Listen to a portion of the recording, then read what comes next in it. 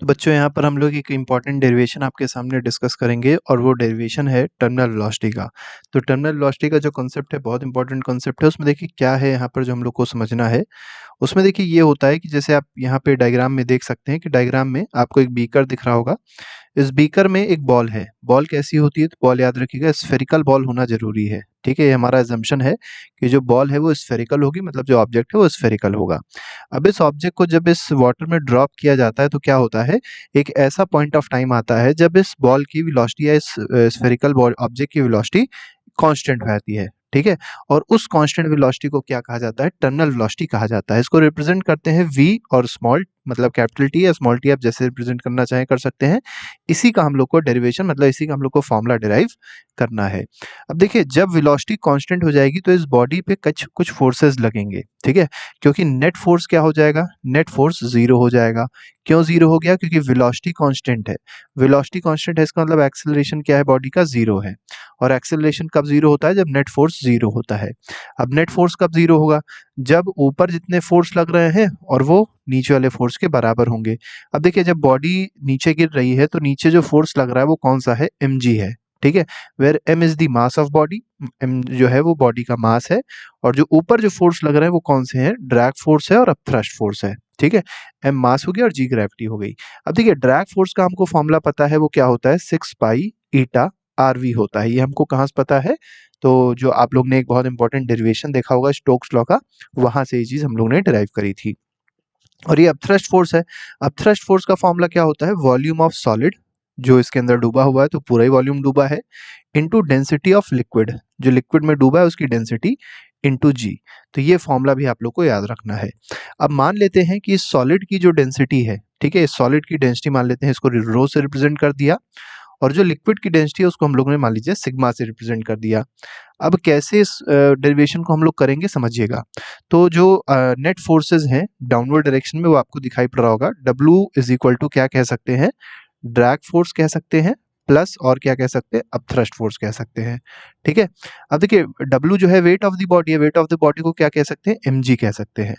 mg किसके बराबर हो जाएगा? ड्रैग फोर्स, जो किसके बराबर था? 6 पाई ईटा RV।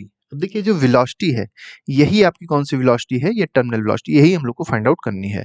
और अब थ्रस्ट फोर्स का फॉर्मूला क्या होता है? तो डेंसिटी ऑफ लिक्विड, देखिए हमने यहाँ पर लिखा है वॉल्यूम ऑफ सॉलिड इमर्ज, तो वॉल्यूम ऑफ सॉलिड आप पहले लीजिए Vs, into density of liquid, और डेंसिटी ऑफ लिक्विड हम लोग ने क्या माना है? सिग्मा माना है। ठीक है? तो इसको सिग्मा मान लीजिए, डेंसिटी ऑफ लिक्विड इनटू क्या हो जाएगा? जी हो जाएगा। इसके बाद क्या करिए, अब देखिए मास, इस बॉडी का मास कितना होगा? तो बॉडी की डेंसिटी हमारे पास थी रो। ठीक है? और हमको पता है डेंसिटी का फॉर्मूला क्या होता है? मास अपॉन वॉल्यूम होता है। तो अगर मास निकालना होगा तो क्या हो जाएगा? मास का फॉर्मूला हो जाएगा डेंसिटी इंटू वॉल्यूम। ठीक है? तो इस मास की जगह क्या लिख सकते हैं? डेंसिटी मल्टीप्लाइड बाय वॉल्यूम लिख सकते हैं। ठीक है? इनटू क्या हो जाएगा? यहाँ पर एक जी भी है तो इसको जी लिख दीजिए, is equal to 6 pi eta RV। ठीक है? ये टर्मिनल वेलोसिटी और ये कोफिशिएंट ऑफ विस्कोसिटी है ईटा जो दिया हुआ है, प्लस वॉल्यूम ऑफ सॉलिड। अब देखिए सॉलिड कैसा वॉल्यूम है? वॉल्यूम ऑफ सॉलिड क्या हो जाएगा? 4/3, क्योंकि स्फेरिकल है, पाई R क्यूब हो जाएगा, मल्टीप्लाइड बाय सिग्मा। सिग्मा क्या है? तो इस सॉलिड का जो इस लिक्विड, जो लिक्विड है उसकी डेंसिटी है। याद रखिएगा सिग्मा जो है वो लिक्विड की डेंसिटी है।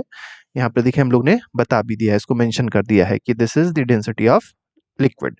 और सॉलिड की डेंसिटी क्या है? तो ये सॉलिड की डेंसिटी है, इसको हम लोग ने रो से रिप्रेजेंट किया है।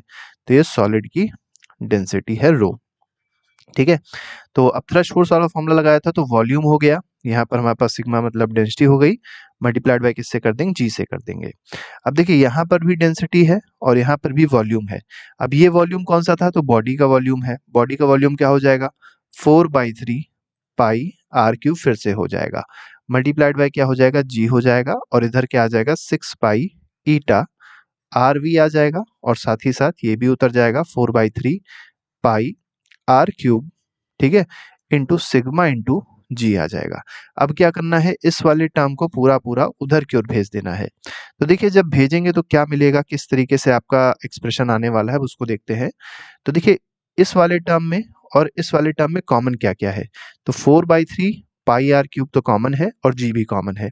तो हम क्या करते हैं? कॉमन ले लेते हैं 4/3 पाई R क्यूब इंटू जी, इसको कॉमन लिया और अंदर क्या बचेगा ब्रैकेट में, तो उधर रो था, रो मतलब क्या है, रो मतलब है density of solid minus sigma, sigma क्या है, डेंसिटी ऑफ बॉल है, मतलब डेंसिटी ऑफ लिक्विड है, इज इक्वल टू क्या हो जाएगा, तो 6 पाई ईटा आर वी हो गया।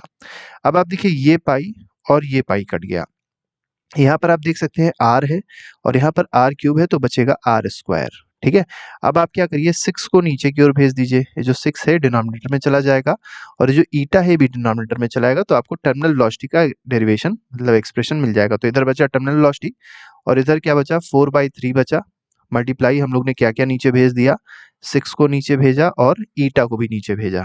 ठीक है, और यहाँ पर क्या बचा न्यूमरेटर में, तो आर स्क्वायर बचा, जी बचा और यहाँ पर आप देखिए तो रो माइनस सिग्मा बचा।